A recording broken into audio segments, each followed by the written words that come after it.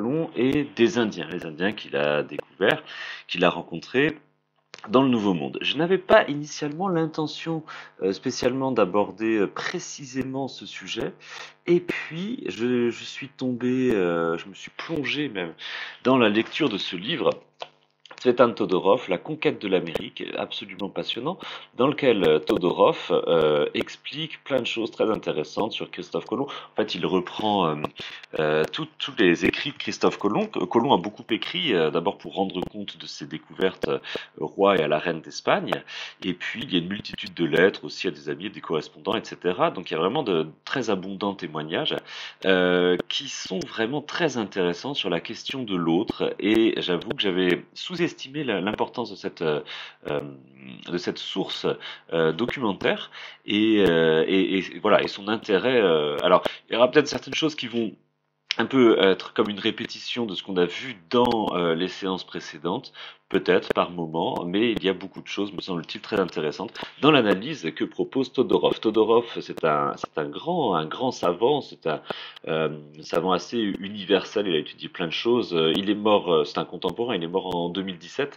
C'est un écrivain de langue française et vraiment, il a travaillé toute sa vie en fait sur la question de l'altérité et notamment beaucoup à travers la question de la découverte des Amériques. Alors, à page 14, dans son livre, on trouve ceci, je vous le montre à l'ancienne, parce que je ne l'ai pas trouvé sur Internet en fait.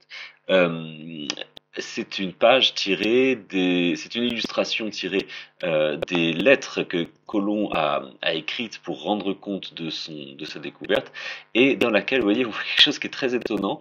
Je ne sais pas si on peut vraiment bien lire sur l'écran, mais il y a le nom des îles en fait des Caraïbes, c'est-à-dire Hispaniola, Isabella, Salvador, c'est la première.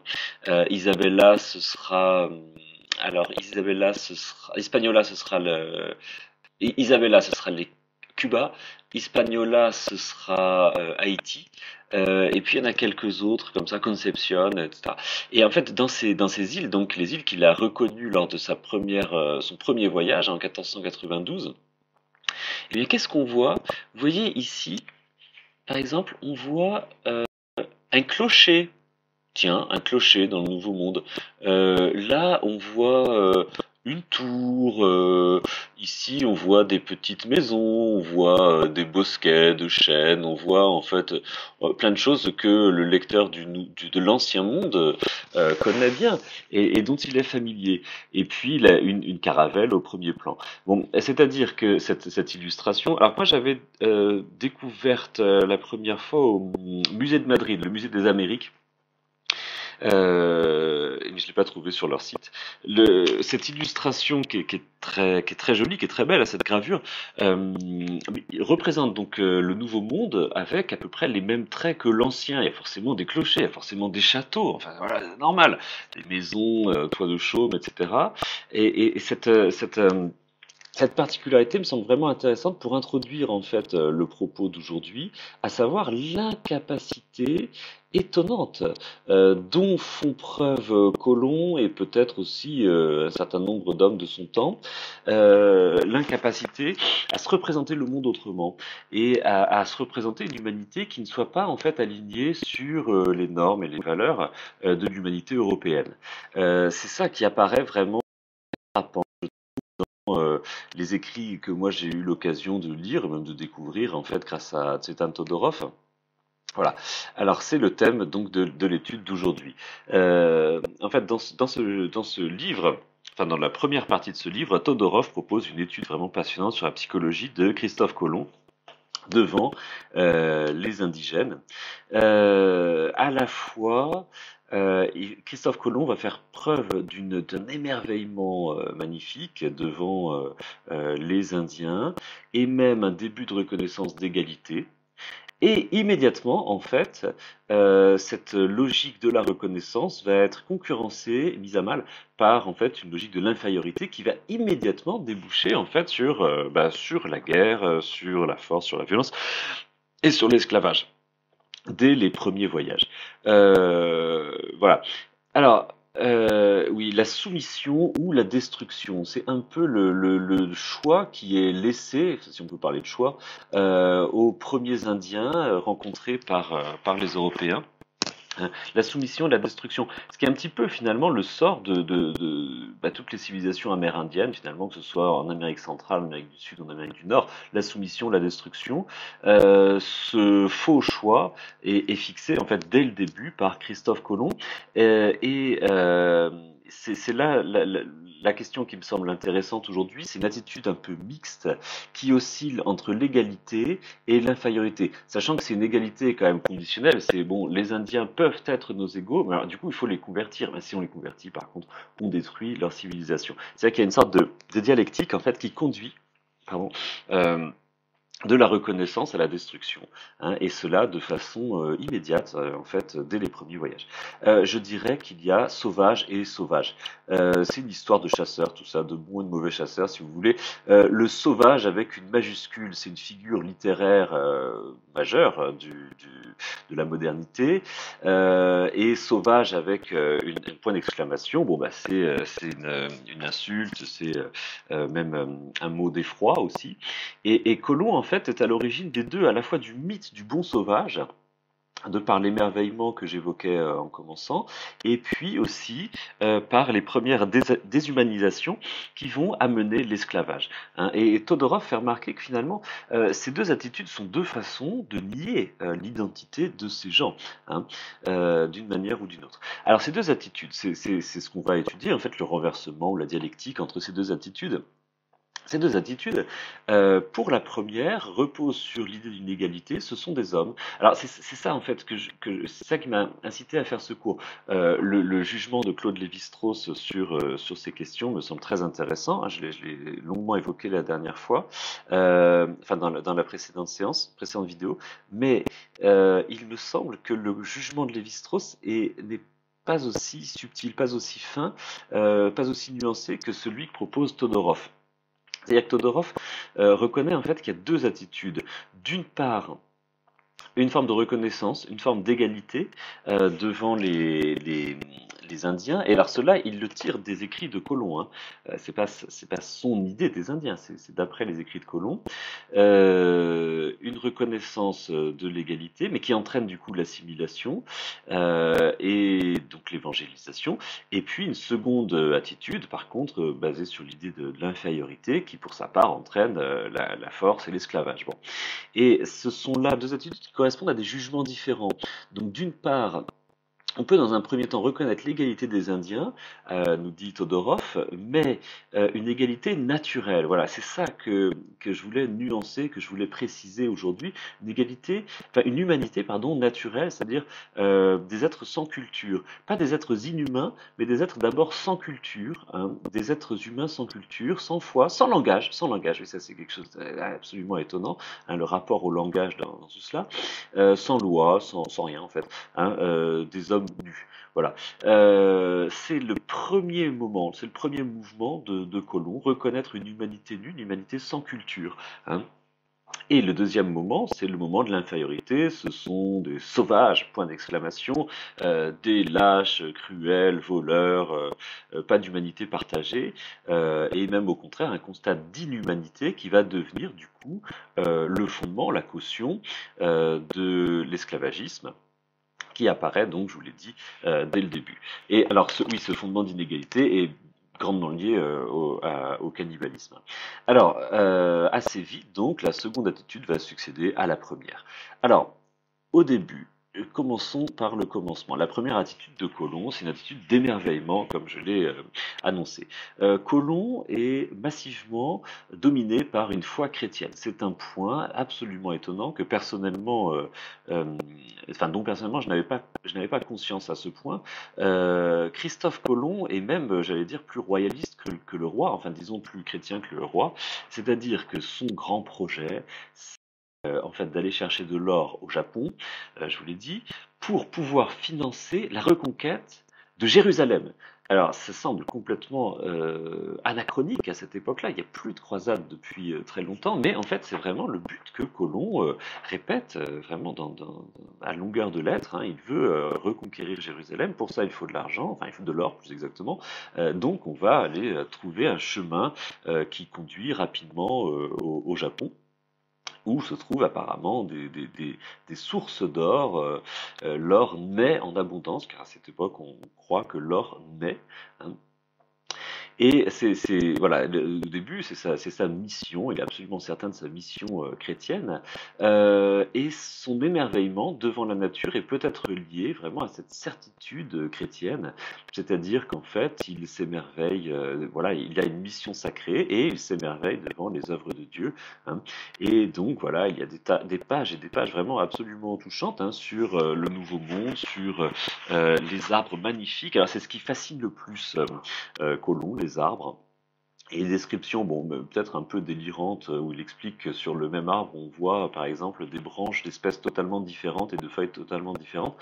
Euh, et puis voilà, les oiseaux, des poissons merveilleux aux couleurs chatoyantes, les perroquets, ça l'intéresse beaucoup, l'intéresse vraiment énormément, les perroquets. Il veut tout le temps s'en procurer. En fait, c'est parce qu'il y a il trouvait une citation dans un livre d'un explorateur, enfin pas vraiment d'un explorateur d'ailleurs, Pierre Dailly, je ne sais pas exactement qui était cet écrivain, qui explique qu'on trouve de l'or en abondance là où se trouvent des perroquets, hein, parce que l'or pousse dans les régions assez chaudes et que les perroquets se trouvent dans les régions assez chaudes. Donc en fait, si on trouve des perroquets, on trouvera de l'or. Il y a beaucoup de raisonnements comme ça, inductifs, très étranges dans les écrits de Colomb. C'est difficile de pas être, comment dire, de ne pas céder à un peu une forme de mépris, hein, raisonnent les gens de cette époque, hein. Faut l'avouer, Todorov d'ailleurs ne, ne s'en dispense pas totalement. C'est vrai que Todorov est très révolté en fait, hein, par la façon de considérer les Indiens, etc. Bon, on va en voir des exemples.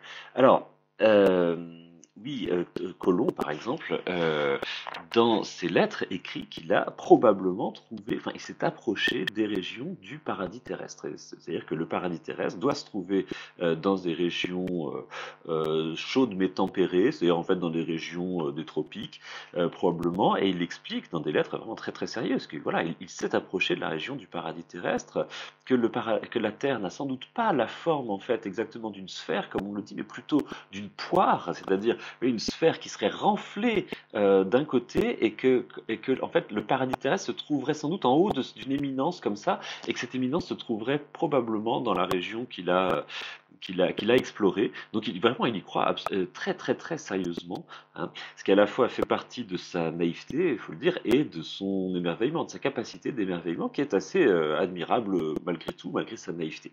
Alors parmi ces merveilles, il y a les hommes, c'est-à-dire que parmi les choses magnifiques qu'il découvre, il y a des hommes qui sont cités en fait comme des œuvres de la nature. Il les admire au titre d'œuvres de la nature. C'est-à-dire, voilà, je découvre une île magnifique où il y a des perroquets superbes, des poissons magnifiques, des arbres, et puis aussi des hommes très beaux, des femmes, etc., qui sont cités en fait parmi le décor, quoi, parmi les curiosités naturelles de l'île, hein. C'est-à-dire qu'il les met vraiment au même rang que les choses de la nature, et on va voir il les décrit en termes de naturaliste et non pas du tout en termes d'anthropologue, hein.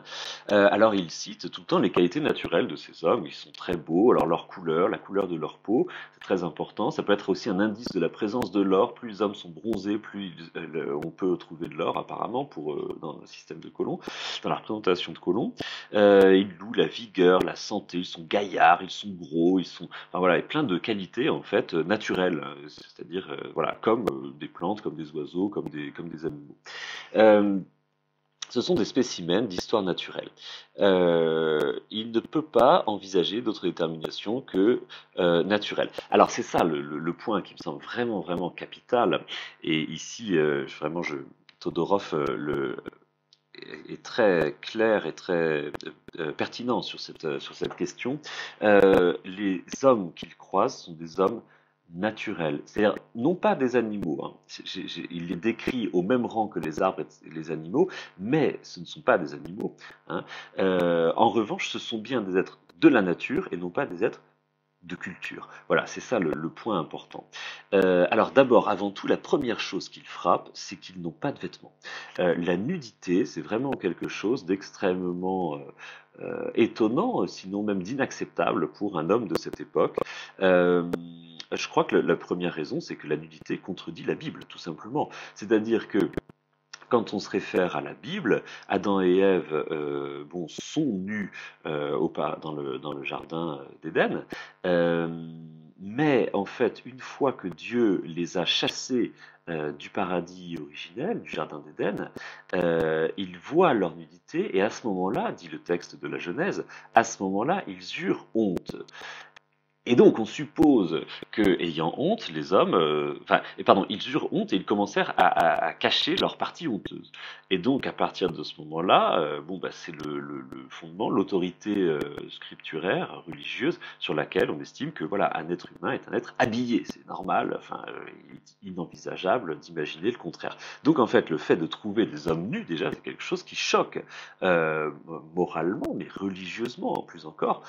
Christophe Colomb, il passe son temps à leur offrir des vêtements, à leur offrir des gants, à leur offrir des chemises dont évidemment ils n'ont que faire, les chrétiens avec leurs chemises et leurs gants. Bon. Euh, et c'est la première chose en fait qui frappe Colomb, c'est que cette nudité, l'absence de vêtements, c'est en fait l'absence de culture, hein. Voilà, le fait que cette image le frappe tellement, c'est très révélateur en fait de son interprétation. Ce qu'il ne voit pas, c'est qu'en fait, il n'existe pas d'homme nu. C'est-à-dire que c'est ce que les anthropologues modernes nous ont appris, hein. C'est que en fait, il n'existe aucune tribu, on n'a jamais rencontré aucune société dans laquelle les gens allaient nus, totalement nus. C'est-à-dire qu'en fait, une coiffure, une parure, un pagne, enfin qu'importe, sont des éléments de costume, hein, qui sont conçus comme tels et sans lesquels, voilà, le membre de n'importe quelle société ne sortirait pas. C'est-à-dire que le fait d'arranger ses cheveux, le fait de porter une parure dans les cheveux, de porter une parure autour du cou, de porter n'importe quel pendentif autour du cou, au poignet, etc., constitue un costume, hein. En fait, Colomb ne voit pas tout cela. Tout ça, ça n'existe pas, hein. En fait, ils sont nus, c'est ça qui le choque, et il s'arrête à cela.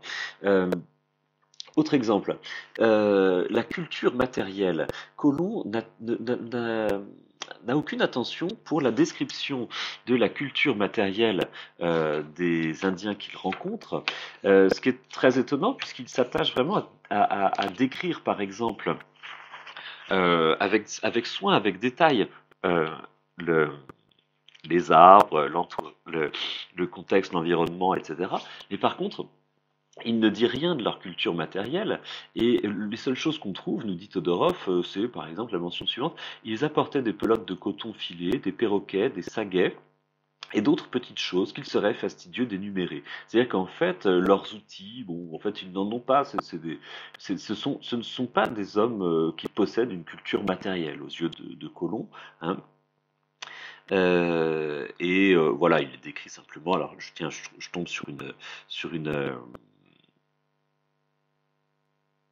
sur une citation où il présente voilà, des indigènes qu'il rencontre. Ils étaient tous très bien faits, très beaux de corps, très avenants de visage, tous de belle allure. Ce sont des gens très beaux. Il rencontre des femmes, toutes étaient très belles, on aurait cru voir ces splendides naïades ou ces nymphes des fontaines tant célébrées dans l'Antiquité, tenant en main des gerbes de palmes qu'elles portaient en exécutant leur danse, qu'elles accompagnaient de chants. Elles fléchirent les genoux et les présentèrent à l'adelantado. C'est une figure d'équitation, hein, je crois. Bon. Alors, voilà, donc des êtres purement naturels. Le langage, alors ça c'est encore plus stupéfiant, ils ne savent pas parler. C'est-à-dire que Colomb, alors oscille entre plusieurs attitudes. La première, qui est déjà en soi extrêmement étonnante, c'est qu'il a l'impression que les Indiens prononcent mal, parce qu'on ne les comprend pas. C'est-à-dire qu'il n'a pas immédiatement l'intuition qu'ils parlent une autre langue. Il va en revenir à cette conclusion, bien sûr, mais il a plutôt au départ l'intuition qu'ils parlent mal, qu'ils prononcent mal, on n'arrive pas, ils articulent mal, on ne comprend pas ce qu'ils disent. Euh, Bon, il va finir par comprendre qu'il parle une autre langue, hein, mais il écrit au roi d'Espagne que, par exemple, il désire faire venir des Indiens avec lui pour leur apprendre à parler. C'est-à-dire, on va les amener en Castille pour qu'ils apprennent à parler. C'est-à-dire qu'ils ne parlent pas, en fait. Et alors, Todorov précise que les traducteurs de Colomb français ont été tellement choqués de cette précision qu'ils traduisent tous pour leur apprendre à parler l'espagnol. Et Todorov, excusez-moi, est allé vérifier donc dans le texte original de Colomb, et non, c'est pas apprendre à parler l'espagnol, c'est apprendre à parler. Il ne parle pas, hein. Alors, je veux dire, c'est pas très cohérent avec l'autre attitude. Oui, c'est vrai. Il y a beaucoup d'attitudes qui ne sont pas cohérentes entre elles. Euh, la méthode que Colomb emploie pour essayer de les comprendre est en elle-même absolument stupéfiante. C'est-à-dire qu'il commence d'abord par rechercher des racines latines dans les... Mais c'est ça que je vous disais, quand je vous disais, c'est stupéfiant d'imaginer une humanité ainsi...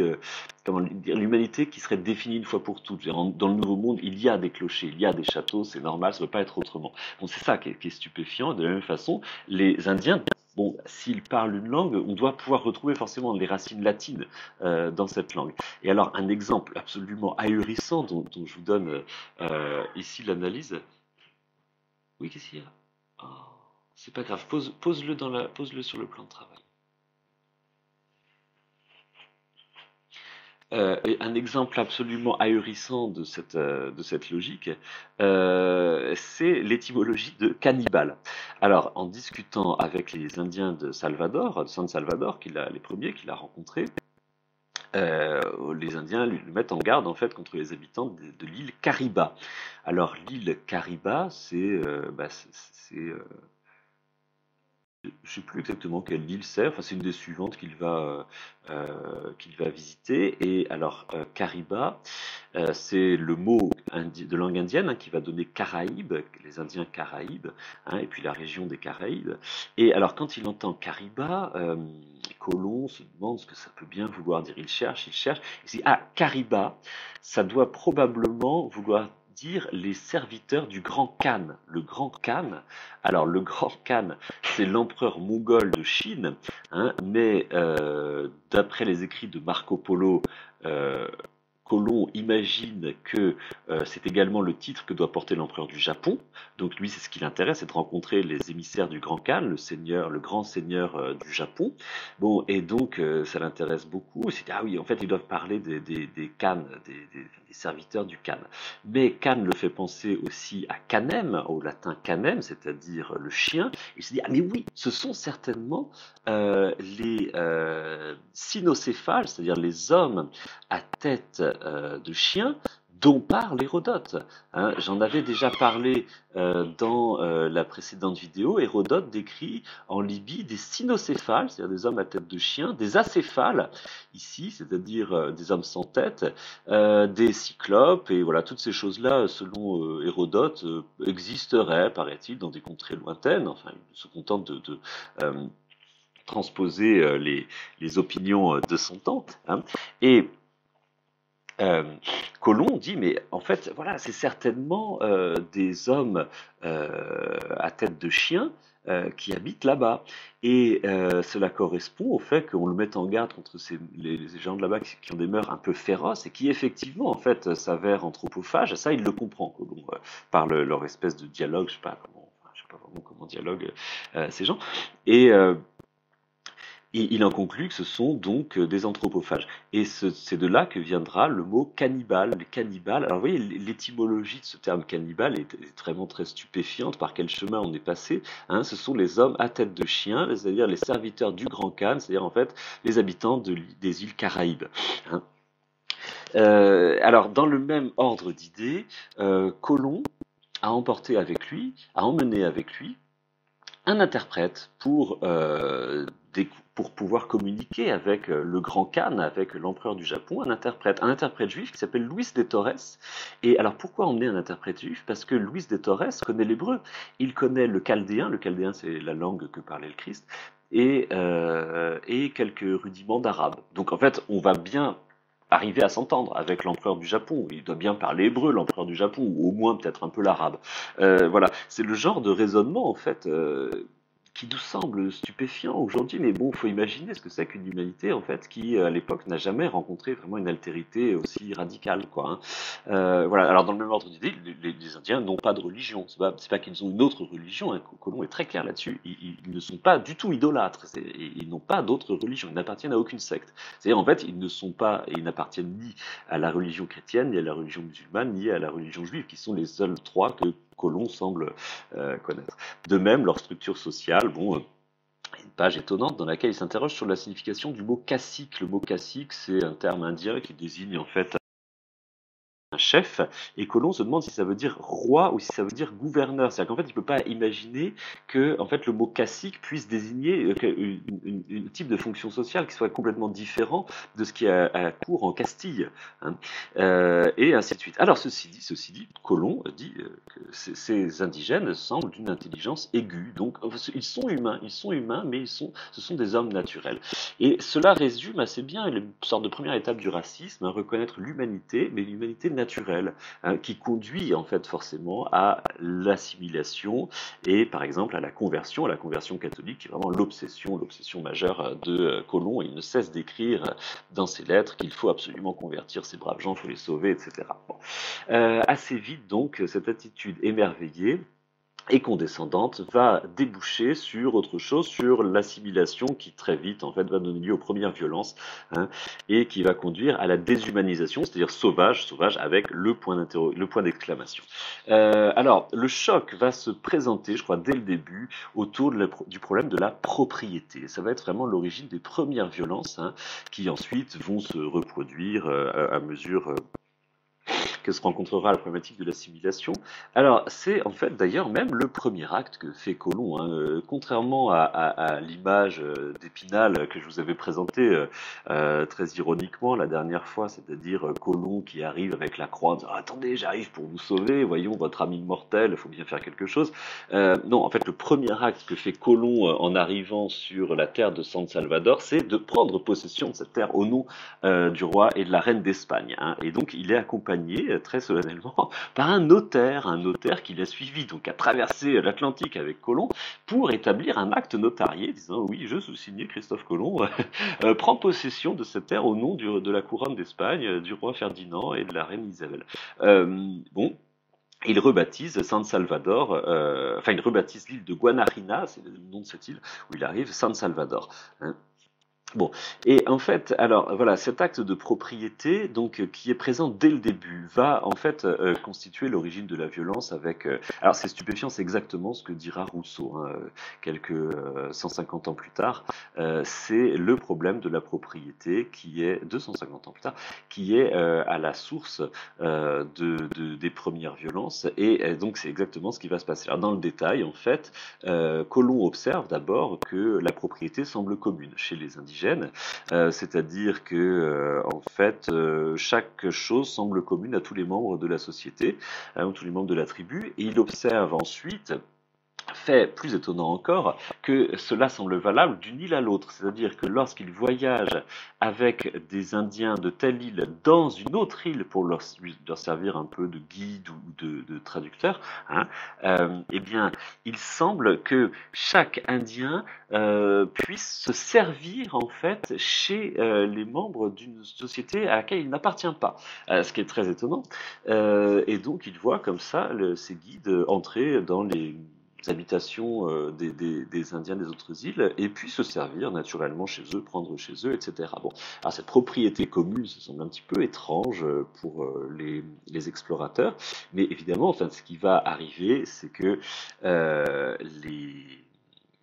assez vite, en fait, les Indiens vont aller se servir chez chez les conquistadors, et donc là, ça va très mal se passer, puisque la propriété, la conception de la propriété n'est absolument pas la même. Évidemment, vous en doutez, chez les conquistadors. Alors attendez, il y a un passage quand même qui est dit de façon, qui est tourné de façon très saisissante.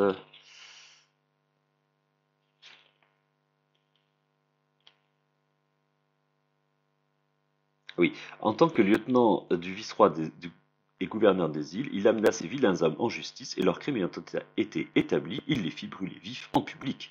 Hein, quand même. Donc, en fait, assez vite, vous voyez, alors, ici, il y a un choc des civilisations quoi, sur la propriété et on va basculer totalement, en fait, avec ça et la question de l'idolâtrie, c'est-à-dire, en fait, quand ils verront que les premiers Indiens, finalement, n'ont pas grand-chose à faire des évangiles, etc., là encore, ce seront les premières violences. Alors, sur les dons, il y a des choses étonnantes. Parce qu'au début, les Indiens semblent extrêmement généreux, vraiment Colomb est stupéfait de voir ces gens qui leur donnent des choses magnifiques, de l'or, toutes sortes de trésors, etc. Et Colomb s'émerveille de leur générosité et de leur naïveté en même temps, ça va ensemble. Parce que, par exemple, on peut leur donner des morceaux de tasses, de brisures de poterie, de brisures de verre, de brisures de céramique. Euh, les Indiens en sont ravis. Les Indiens sont absolument, on leur donne ça, ils sont extrêmement contents et ils vous donnent de l'or en échange. Donc Colomb se dit, c'est étonnant quand même, ils ne connaissent pas du tout la valeur des choses, quoi. Hein. Et de son côté, il leur fait des cadeaux qu'il estime somptueux, c'est-à-dire des gants, des chemises, des aiguilles, etc., des choses, choses comme ça. Bon, sans se douter que ça n'a pour eux pas plus de valeur, que ça ne peut pas avoir plus de valeur que des éclats de poterie, quoi. Hein. Bon, donc voilà, grande méprise sur la valeur des dons, la valeur de l'argent, les choses qui sont considérées comme précieuses, parce que pour Colomb, encore une fois, les choses sont précieuses en elles-mêmes, c'est pas par convention, c'est pas de l'ordre de la culture et de l'arbitraire, c'est comme ça, la valeur est fondée en elle-même. Et donc, bon, bref, en fait, assez vite, en fait, ces méprises vont donner lieu à, bah, en fait, enfin, des vols, des violences, et les Indiens deviennent à ce moment-là les fourbes, les lâches, cruels, violents, voleurs, etc. Enfin, toute la suite, la litanie de qualificatifs négatifs que Colomb vraiment emploie, enfin, très étrangement, après avoir dit, mais tout le contraire, en fait, dans ses premières lettres. Hein. Alors, de là va découler en fait, bon bah évidemment la solution, si je puis dire, de l'esclavagisme.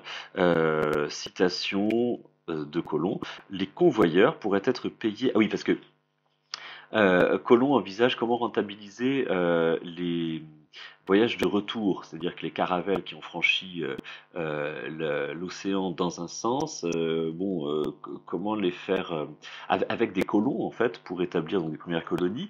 euh, Comment rentabiliser leur voyage du retour? Eh bien, Colomb propose de payer les convoyeurs en esclaves cannibales, gens féroces, mais gaillards, bien faits, et de très bon entendement, lesquels, arrachés à leur inhumanité, seront, croyons-nous, les meilleurs esclaves qui soient. C'est-à-dire qu'en fait, vraiment, Colomb ne s'embarrasse pas un instant pour, vous voyez, euh, immédiatement envisager la solution de l'esclavage, hein, de la déshumanisation, hein, ils sont inhumains, ils sont arrachés à leur inhumanité. Ça va être très bien, en fait, l'esclavage, ça va être une solution pour les arracher à leur inhumanité.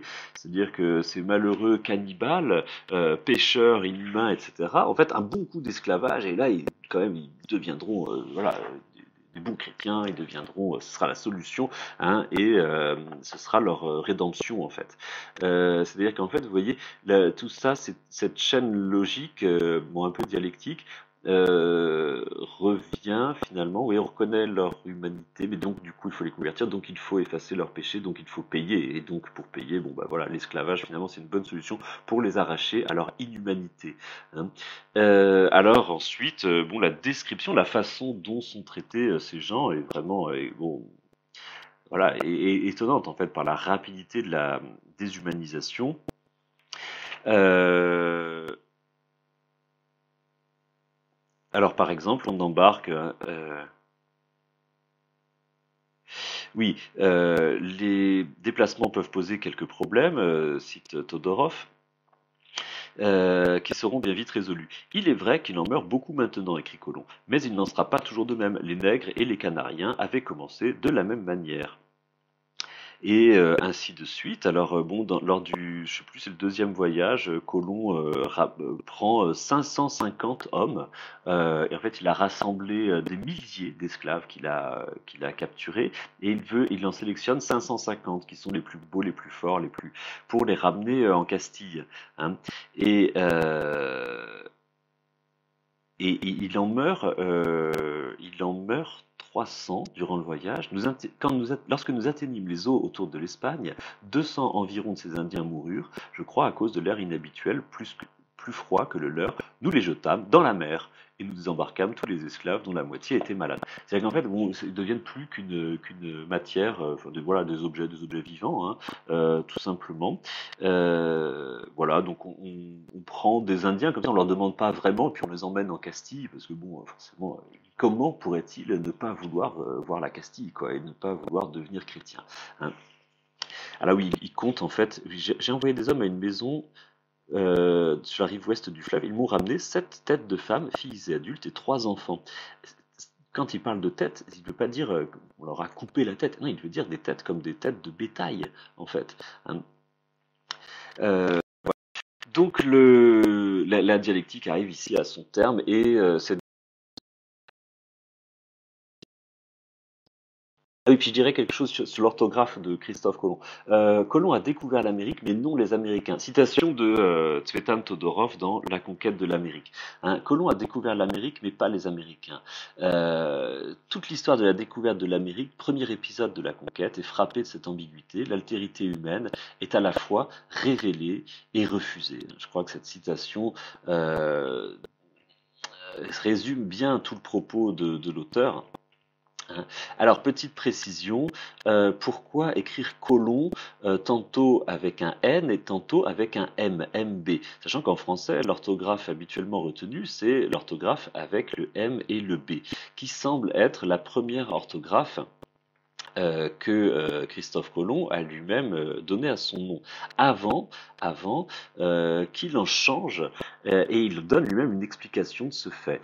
Il explique que Christophe vient du grec Christophoros, c'est-à-dire que le Christophoros, c'est le porteur du Christ, hein, et alors ce nom convient parfaitement à sa mission sacrée. Il est effectivement le porteur du Christ, donc l'évangélisateur, et par contre, il transforme son nom Colomb qui vient je crois que c'est le mot qui désigne l'oiseau, quoi, la colombe, hein. Je crois que c'est un peu la même chose en occitan également, et il le remplace par Colon, C-O-L-O-N. Parce que colon, ainsi écrit, signifie le repeupleur, le colon, le colonisateur. Et donc, il transforme lui-même son nom pour dire, voilà, je suis l'évangélisateur et je suis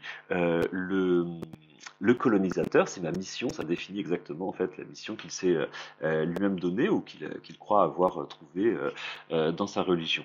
Et en fait, ça illustre encore une fois l'idée qu'il n'y a pas de convention. Les noms ne sont pas conventionnels, les choses ont un nom qui doivent leur convenir. C'est-à-dire que le monde, il est comme ça, il est comme il est. Ce ne sont pas des conventions, tout est naturel. Et c'est ça qui est vraiment l'attitude la plus étonnante finalement, je trouve, dans la mentalité de cet homme qui ouvre finalement l'époque moderne, mais qui appartient tellement à l'ancien monde. C'est pas du tout un homme du futur qui vient transformer l'histoire. C'est un homme en fait qui est profondément enraciné dans son siècle et dans ses habitudes. Voilà. Alors, j'ai fait du coup dans cette vidéo un pont avec la question de l'esclavagisme qu'on étudiera la prochaine fois. Voilà, portez-vous bien, à bientôt.